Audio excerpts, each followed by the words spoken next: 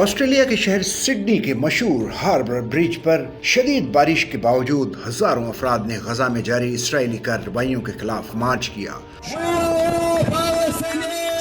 اور فوری جنگ بندی، امداد کی بحالی اور فلسطینی ریاست کے قیام کا مطالبہ کیا۔ یہ مظاہرہ مارچ برائے انسانیت کے نام سے منعقد کیا گیا تھا، جس میں بزرگ شہریوں سے لے کر بچوں والے خاندانوں تک ہر طبقہ شامل تھا۔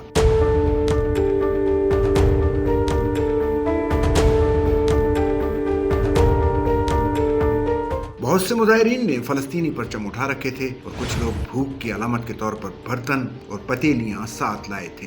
مارچ میں نعرے لگائے گئے کہ ہم سب فلسطینی ہیں۔ نیو ساؤتھ ویلز پولیس کے مطابق مظاہرے میں 90,000 سے زائد افراد شریک ہوئے،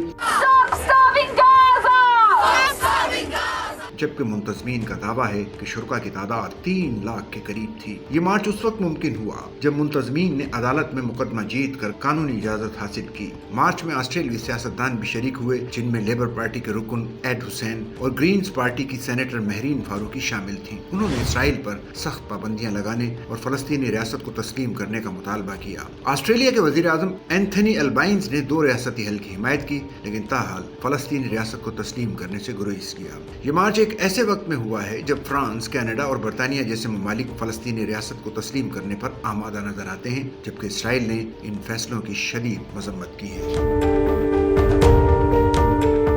سچل نیوز نیٹ ورک کی ویڈیوز میں خوش آمدید۔ ناظرین، ویڈیو سے متعلق اپنی قیمتی رائے کا اظہار کمنٹ باکس میں ضرور کریں اور چینل کو سبسکرائب کریں۔